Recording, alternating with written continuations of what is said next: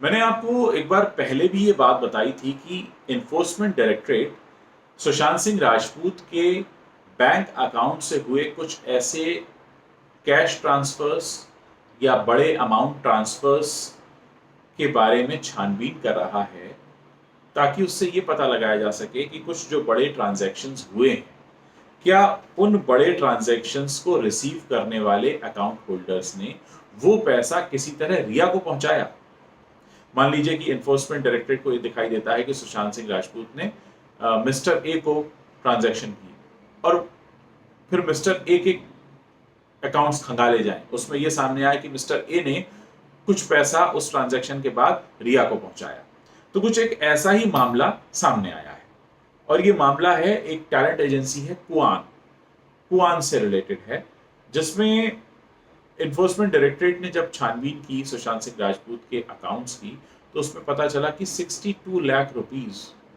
सुशांत ने कुआन के अकाउंट में ट्रांसफर किए हैं, जिसके कुछ समय बाद कुआन के अकाउंट से रिया चक्रवर्ती के अकाउंट में 22 लाख रुपया 22 लाख रुपीस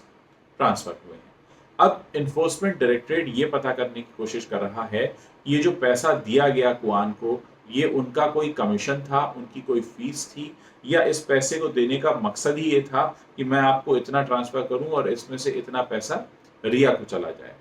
या फिर अगर ये पूरा ट्रांजैक्शन हुआ भी है तो क्या सुशांत के कहने पर हुआ या रिया के कहने पर हुआ, क्या सुशांत की जानकारी में ये था, नहीं था, दोनों पार्टीज के बीच कोई मेल एक्सचेंज हुए, और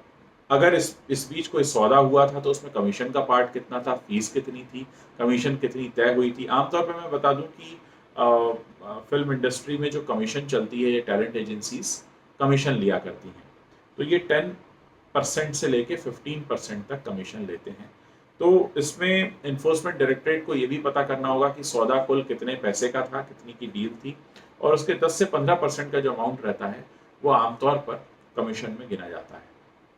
तो ये एक नया सुराग मिला है। अब ये सुराग आगे इस केस को हल करने में कितनी मदद कर पाता है, ये तो जब छानबीन और होगी तो पता चलेगा। और कुआन से जो टैलेंट मैनेजर हैं उनको भी बातचीत के लिए बुलाया जा सकता है, पूछताछ के लिए, और ये पूरे अकाउंट्स और खंगाले जा सकते हैं कि किस तरह से आगे ये पूरा मामला है। यहाँ पर एक बात समझ लेनी ज़रूरी है कि कुछ बातें ऐसी भी हैं रिया के बारे में जहां पर थोड़ा शक और गहराता है। मैं आपको बताऊं कि 14 जून का जो कॉल रिकॉर्ड है रिया का, उसमें एक भी फोन ऐसा नहीं गया है जो उन्होंने किसी ऐसे शख्स को किया हो जो सुशांत के साथ रहते थे। जैसे 14 जून को ना तो उन्होंने सिद्धार्थ पिठानी को कोई फोन किया, ना दीपेश सावंत को कोई फोन किया, ना सैमुअल मिरांडा को कोई फोन किया। और 14 जून ही वो दिन है जब ये खबर ब्रेक हुई थी, ये पता चला था कि सुशांत हमारे बीच नहीं रहे। तो ऐसे में बड़ी हैरानी होती है कि क्या इस खबर को सुनने जानने के बाद